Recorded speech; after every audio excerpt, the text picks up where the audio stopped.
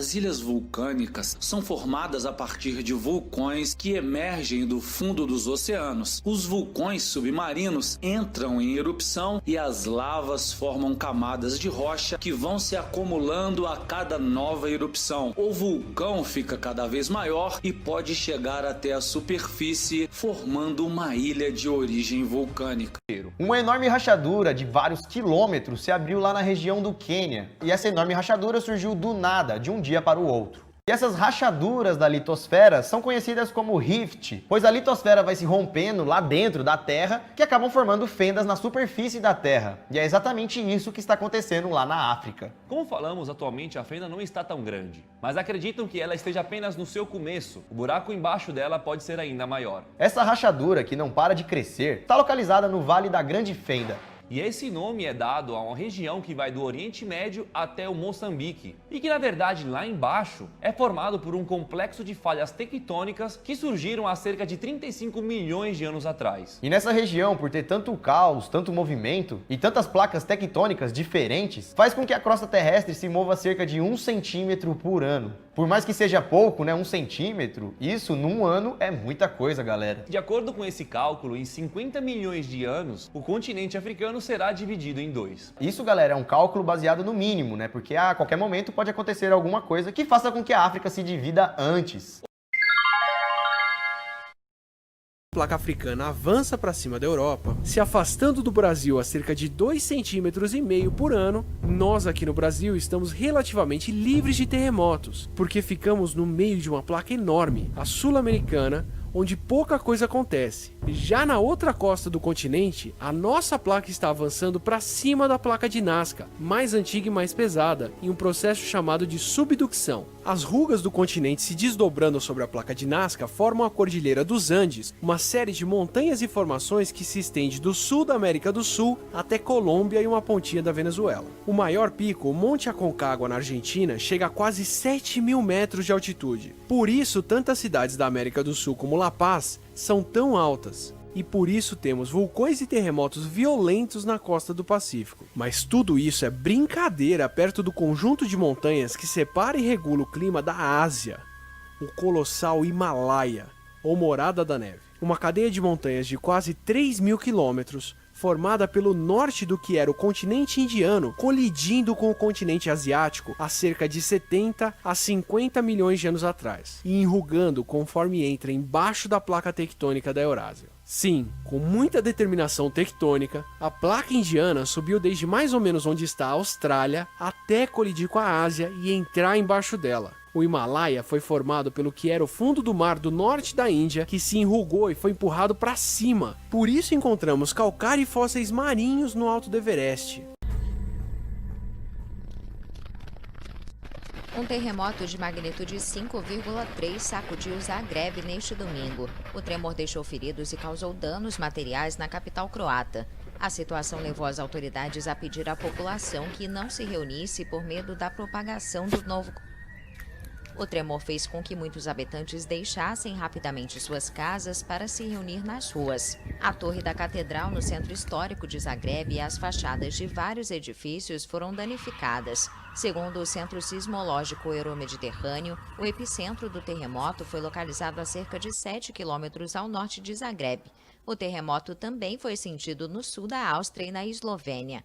As autoridades recomendaram que as pessoas permaneçam nas ruas, mas evitem aglomerações.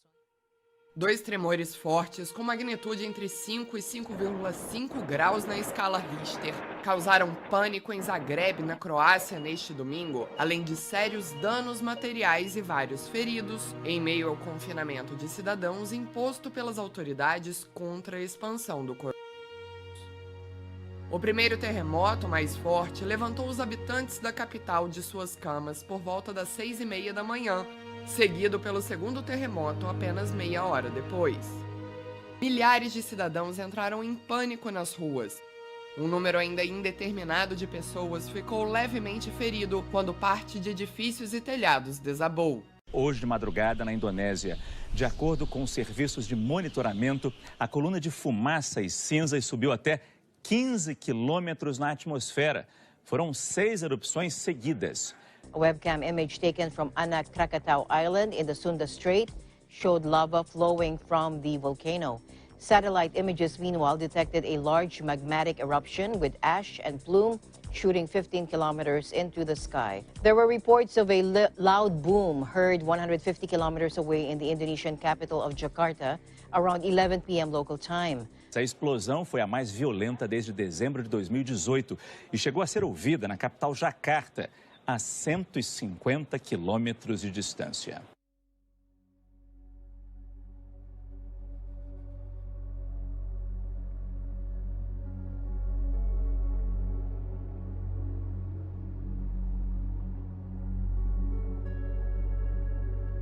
Acontece porque ele lança muita cinza no ar. O vulcanismo vem associado à emissão de cinza, mas emissões gigantescas. Emissões de tal ordem que bloqueiam a entrada dos raios solares. E por bloquearem a entrada dos raios solares, há um sombreamento e, portanto, o resfriamento do planeta. Não, nós estamos inseridos, porque um fenômeno desses que tenha uma atuação planetária nos afeta também. Claro que afeta em círculos, né? Em função do local onde ele acontece, mas não tem lugar no planeta que estaria completamente livre de sentir efeitos.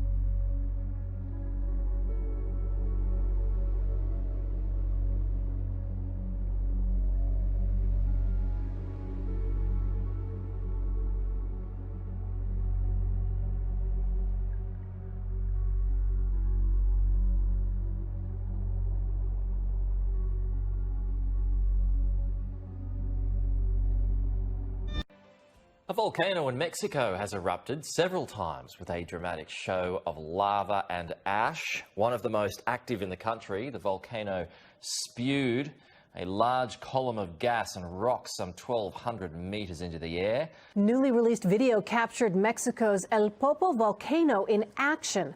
The violent explosion shot rock, lava, and ash nearly a mile into the sky. The eruption also triggered an earthquake.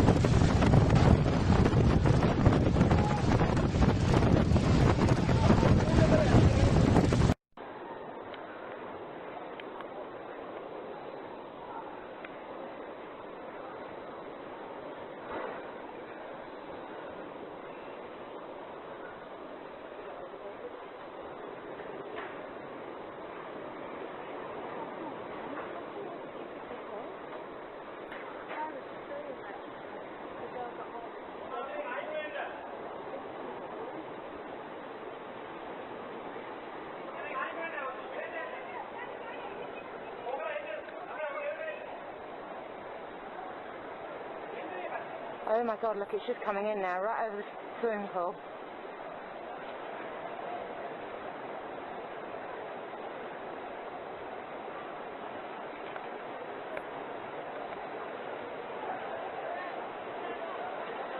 Shit. Get inside! Get inside! Come on, guys!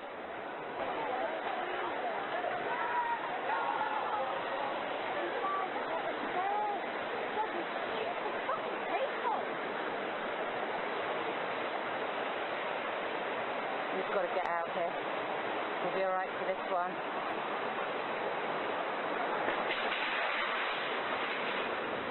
Shit, how high is it going to go? Fuck. Okay, I'm getting frightened now.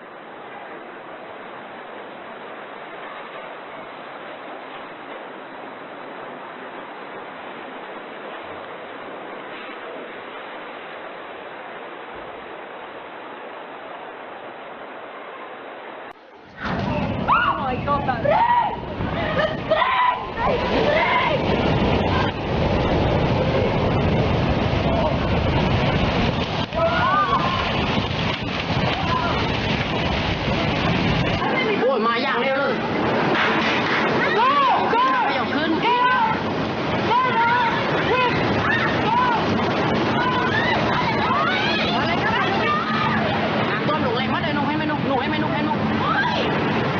Oh my God, look at the waves coming! Clear out, people!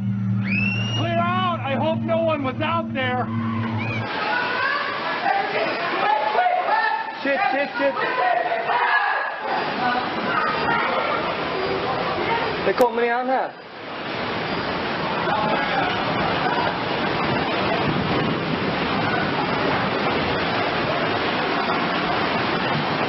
Shit, shit!